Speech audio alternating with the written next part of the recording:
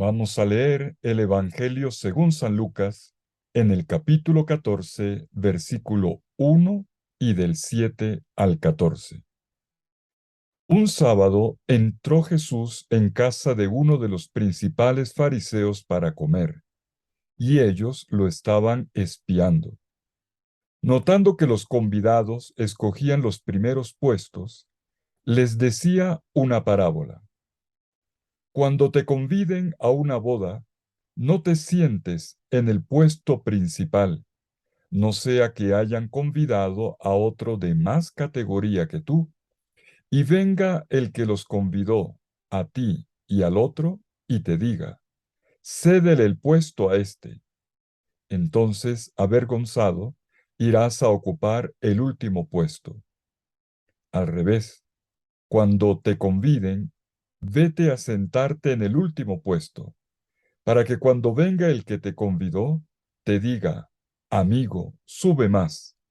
Entonces quedarás muy bien ante todos los comensales, porque todo el que se enaltece será humillado, y el que se humilla será enaltecido. Y dijo al que lo había convidado, cuando des una comida o una cena, no invites a tus amigos, ni a tus hermanos, ni a tus parientes, ni a los vecinos ricos, porque corresponderán invitándote, y quedarás pagado. Cuando tú des un banquete, invita a pobres, lisiados, cojos y ciegos, y serás bienaventurado, porque no pueden pagarte, te pagarán en la resurrección de los justos. Palabra del Señor. Gloria a ti, Señor Jesús. Jesús va a comer en casa de uno de los jefes de los fariseos. Allí está presente un grupo mayor de fariseos y de doctores de la ley. El relato tiene como trasfondo una comida compartida y está construido con una técnica narrativa habilísima que se denomina relato dentro del relato. ¿Qué es esto? El relato dentro del relato es un recurso literario clásico. Un ejemplo moderno bien conocido quizás sea el de la tragedia Hamlet del dramaturgo William Shakespeare. Para desenmascarar al tío homicida, Hamlet hace que una compañía teatral que estaba de paso represente ante la corte de Dinamarca el asesinato del rey, su propio padre. Bueno, Lucas construye de manera parecida este pasaje. En primer lugar, el narrador describe el escenario. Jesús, que es invitado a comer en casa de un fariseo, el principal de ellos, en un día de sábado y en una circunstancia en la que los fariseos están al acecho, observando, espiando a Jesús. En este contexto se da una controversia, porque Jesús reacciona de dos maneras. Primero, cura a un enfermo de hidropesía. Son los versículos 2 al 6 de este capítulo 14 de Lucas.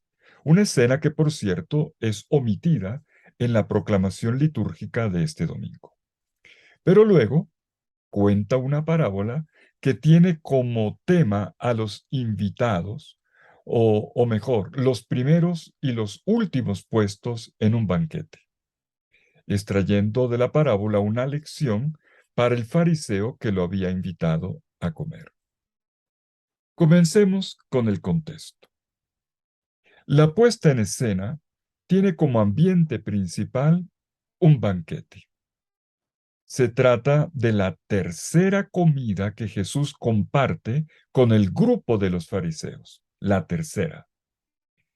El tema de las comidas compartidas, vamos a subrayarlo, es un rasgo destacado en el Evangelio según San Lucas. Este Evangelio muestra cómo las comidas son verdaderos protagonistas del Evangelio de Jesús. cómo Jesús hace de ellas un espacio de misión, de confrontación, de cuestionamiento y de enseñanza. A lo largo del Evangelio vemos cómo va serpenteando una línea de oro en torno a las comidas. Repasémoslas rápidamente, al menos las anteriores. La primera de ellas tiene lugar en casa de Leví, el pecador convertido, que ahora es discípulo del Señor. Este está en el capítulo 5. Luego, en el capítulo 7, tiene lugar otra que es organizada en casa del fariseo Simón, donde tenemos el cuadro más bello de perdón de todo este evangelio. Sigue la que podríamos definir como el banquete mesiánico, o de la milagrosa multiplicación hecha con panes y peces, en el capítulo 9, versículos 10 al 17 de Lucas. Cena que esta vez es ofrecida por el mismo Jesús para todo el pueblo. Viene luego la comida en casa de los amigos en Betania, donde Jesús discute con Marta, porque está afanada por las muchas tareas del servicio de la mesa. Una metáfora, tenemos aquí una metáfora de la diaconía en la vida de la iglesia. Está en Lucas 10, 38, 42. Y después de esto, Jesús es invitado por segunda vez por los fariseos para comer. Está en el capítulo 11. Una comida que, por cierto, termina mal.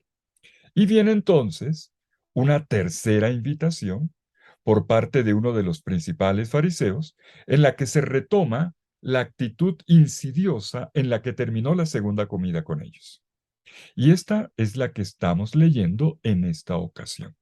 Pero les digo de una vez, después vendrán más cenas. Dos que son parte esencial de parábolas, como la del Padre Misericordioso, quien emocionado ofrece un banquete de fiesta por el regreso de su Hijo, en Lucas 15. O en el capítulo 16, la del individualista, rico Epulón, la parábola del banquete negado, un hombre que no comparte ni las migajas con el pobre Lázaro que yace a su puerta. Las últimas dos comidas de Jesús serán con su misma comunidad de discípulos. La última cena, una cena pascual hebrea, y luego, después de su resurrección, la cena en Emaús. Miren cuántas cosas ocurren en medio de la mesa. Podemos ver cómo la mesa en Lucas es un lugar importante de enseñanza. Allí se dan controversias, sí, pero sobre todo es el ambiente en el que Jesús expone su novedad. Más aún, se puede decir que el banquete se convierte en una figura de la salvación misma que Jesús ofrece, un ofrecimiento que requiere de una respuesta adecuada. Ahora bien, esta ambientación del banquete nos remite a un tipo de comida compartida que los griegos llamaban simposio y que los romanos denominaban convivium. Como lo atestiguan diversas fuentes escritas, no bastaba con consumir una rica comida. En torno a la mesa tenía lugar todo un acontecimiento relacional. Después de comer, se limpiaba la mesa, se traía un buen vino y comenzaban a hacer discursos y a sostener discusiones sobre los más variados temas, sobre todo de carácter filosófico. Allí se declamaban versos o se hacían juegos. Con todo y esto, tenemos que aclarar que aquí Jesús es el único que habla y no sabemos nada de la reacción de los otros invitados. La imagen del banquete aquí asume funciones diferentes. Es ante todo la ambientación de la controversia y del discurso de Jesús, es el argumento de la parábola y se vuelve al final en metáfora del reino de Dios y por tanto en motivo de bienaventuranza. Y si bien los fariseos son retratados al inicio como al acecho, con la actitud negativa propia de un espía, paratereo, se dice en griego, un mirar escrupuloso con insidia, en realidad es el mismo Jesús quien transforma la circunstancia en una oportunidad para hacer gestos, como el de la curación del hidrópico, o, como vamos a ver enseguida, pronunciar una enseñanza. Jesús es observado, pero quien en realidad los observa es Jesús. Él notó cómo los invitados se apuraban para ocupar los primeros y mejores puestos en el banquete. Podría parecer una anotación banal, pero es una manera de decir cómo el Evangelio tiene que ver precisamente con la vida de todos los días, con situaciones cotidianas donde salen a la luz de forma espontánea lo mejor de nosotros mismos y también nuestras mediocridades, nuestros hábitos, sí, y también nuestro estilo de vida, cosas tan sencillas que aparecen en el sentarse a la mesa. A una persona se le conoce en el comedor. Nuestras traducciones hablan de invitados, pero el término griego es kletes, que significa llamado. Llamado. Esta es la parábola de los llamados, no tanto de los invitados, de los llamados. El verbo llamar, en griego kaleo, se repite seis veces en este pasaje. Por lo tanto, es un término clave. Pues bien, como decíamos, los que han sido llamados al banquete son descritos en la acción de conseguir los primeros puestos. También aquí hago una precisión. Literalmente, los primeros divanes. Recordemos la costumbre oriental de comer sentados en grandes almohadones. Ocupar el puesto se dice en griego paraklites, que literalmente se puede traducir como acurrucarse, o mejor, recostarse. Las reglas de etiqueta en un banquete de fiesta, como era el caso de un matrimonio, eran muy importantes y cuidadosamente atendidas, tanto en el mundo de la Biblia como en general en el mundo antiguo de la cuenca del Mediterráneo. La convivialidad en torno a la mesa es un valor que sobrepasa la buena educación y que requiere de una sensibilidad moral que va más allá del buen gusto. En este contexto, nuestro texto de hoy alude a la búsqueda de los puestos de honor. Hay un relato histórico que lo puede ilustrar. Cuenta el historiador Flavio Josefo en su libro Antigüedades Judías que Herodes recibió a Juan Hircano con todos sus honores. Le asignó el primer puesto en las reuniones, dice él, le dio el puesto más honorífico en los banquetes y lo llamaba padre. Bueno, este es el escenario y el punto de partida. Obviamente Jesús no se limita a la observación, se preocupa por ayudar a su anfitrión, que era una persona sensible a los asuntos de Dios, era un fariseo, le ayuda a captar y a vivir la nueva lógica del reino de Dios y por lo tanto a abrirse a la conversión. El discurso de Jesús, la enseñanza, está bien estructurada en dos paneles, dos tablas paralelas que reproducen el mismo modelo. Cuando te inviten, no hagas esto sino esto, primera tabla. Y la otra, cuando tú invites, tú por el contrario, procede así. Vamos a ver estos dos paneles. Veamos el primero. Cuando te inviten, cuando tú seas el invitado. Jesús cuenta aquí una parábola que tiene dos partes. Primero lo que no hay que hacer y luego lo que sí hay que hacer. ¿Qué es lo que no hay que hacer? Capítulo 14, versículos 7 al 9.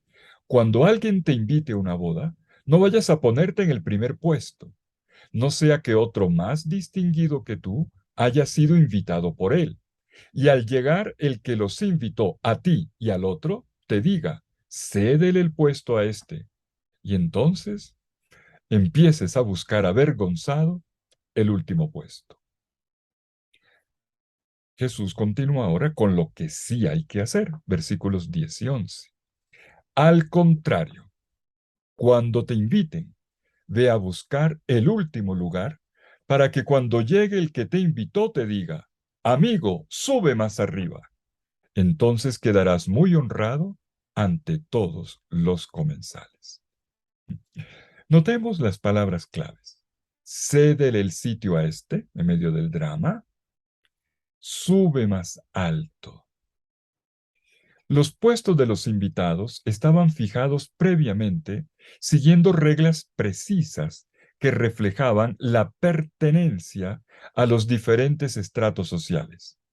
Por lo tanto, la invitación a subir es el reconocimiento de la más alta dignidad. La admonición de Jesús para no ocupar un puesto de honor tiene como argumento el peligro de resultar avergonzados por otra persona más ilustre. Y este tipo de advertencias ya aparece en la literatura sapiencial de la Biblia.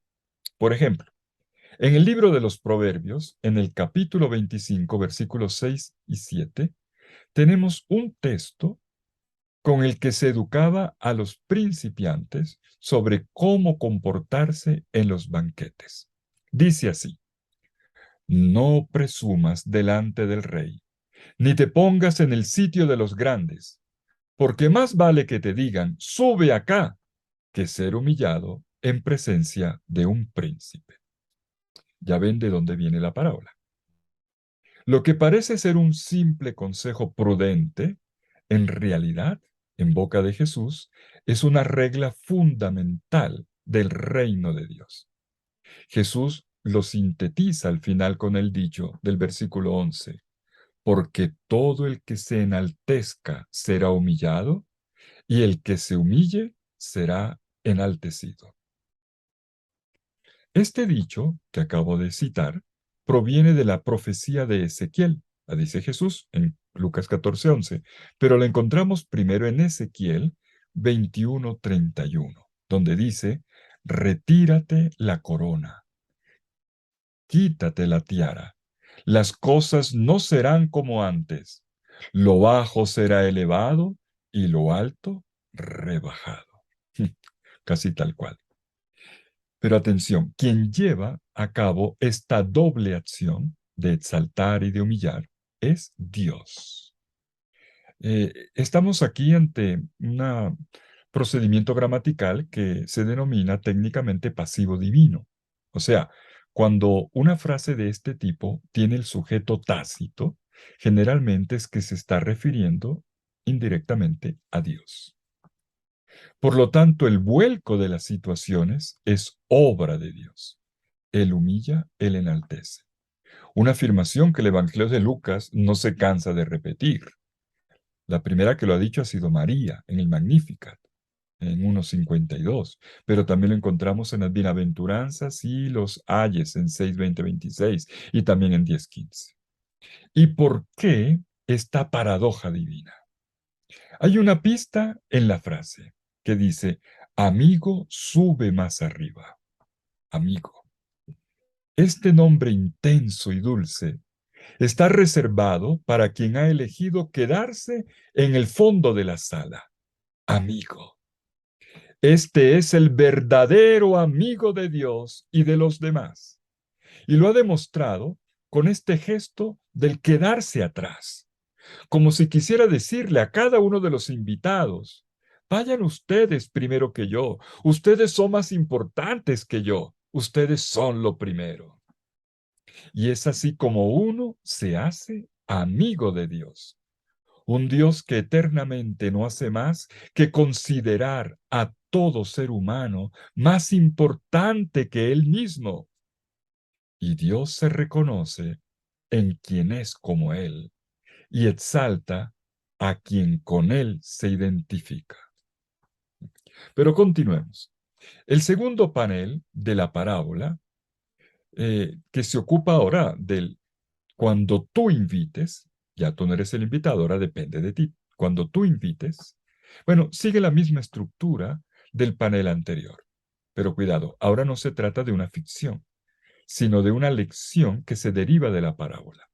Llega el turno de los consejos, de instrucciones más precisas. Primero Jesús, como en el caso anterior, dice lo que no hay que hacer.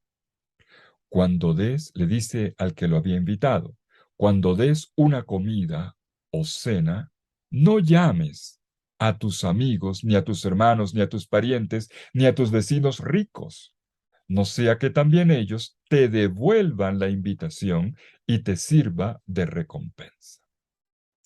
Y sigue entonces con la otra cara de la moneda, el comportamiento que él esperaría. Versículos 13 y 14. Al contrario, cuando des un banquete, llama a pobres, a tullidos, a cojos y a ciegos, y serás bienaventurado porque no tienen para corresponderte. Atención con la frase, devolver la invitación. Ahí está la clave. Jesús transgrede reglas sociales que estaban bien definidas, ya lo he dicho. Por una parte, la costumbre de intercambiar invitaciones para comer entre personas del mismo rango, del mismo nivel social, que era lo más difundido en aquella época. Pero por otra parte, si bien es verdad que era un gran motivo de honor el hacerle la caridad a los pobres, de todas maneras no era bien visto, no era aceptado socialmente que tú los trajeras a tu casa, y mucho menos que los sentaras en la mesa de la familia. Si alguien lo hacía, corría el riesgo de ser malinterpretado y de ser señalado como uno que estaría en la misma situación de esa persona andrajosa o enferma que estaba en mala situación. Y por tanto el gesto traería deshonra a él y a su familia. Por lo tanto, el riesgo era alto. Si procedía de esta manera, podía ofender a la propia familia y a su círculo de amigos, arriesgándose a perder su estatus social y quizás lo que había logrado en toda su vida. Pero precisamente este es el punto. Es aquí donde Jesús pone el dedo, la identificación con los excluidos, un gesto que rompe con la regla social de la reciprocidad. Sobre la regla social de la reciprocidad o del intercambio de favores, hay una broma irónica contada por el historiador griego Xenofonte, quien vivió 4 siglos antes de Cristo.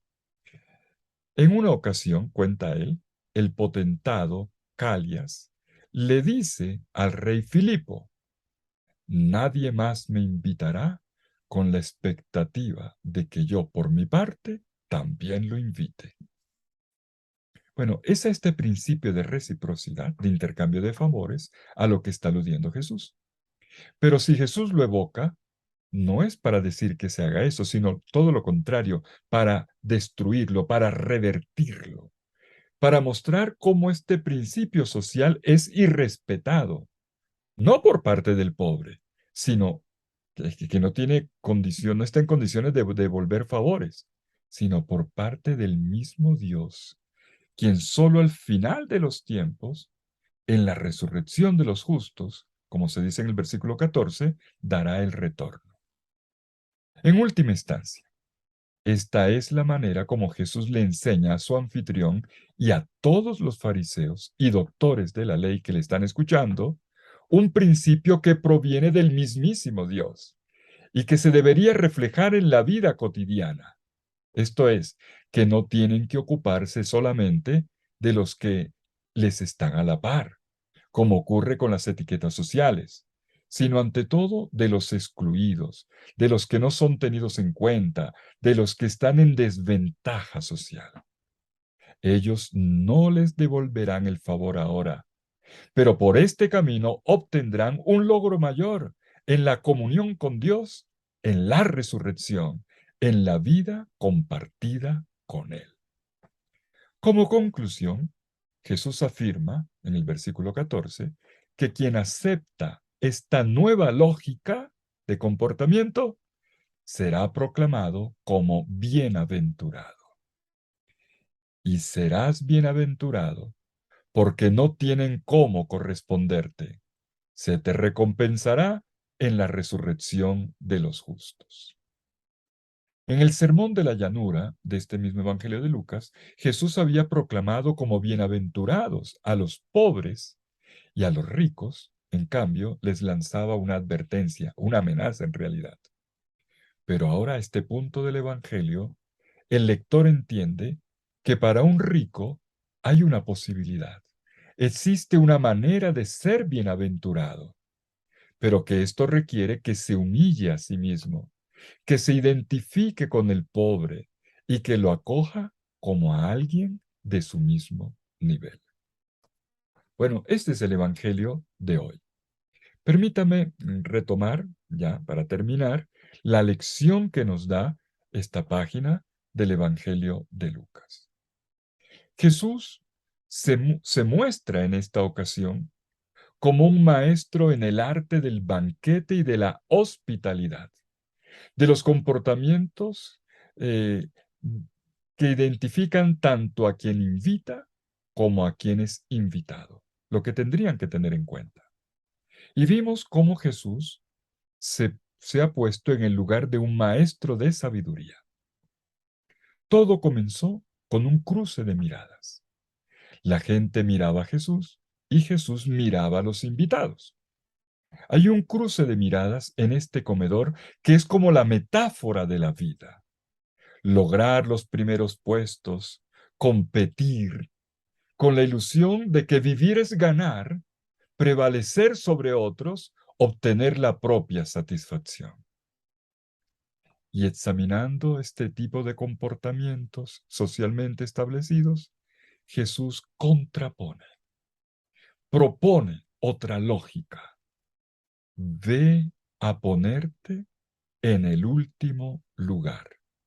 Ve tú a ponerte en el último lugar. Este último lugar no es un castigo, es el lugar de Dios. Es el lugar de Jesús, quien no vino a ponerse en el lugar de quien es servido, sino del que sirve, como lo dice él en la última cena, en la versión de Lucas, en el capítulo 22, versículo 27. Este es el lugar de los que más aman, el lugar de los que dan cabida a los demás. Y Jesús ha mostrado cómo hacerlo.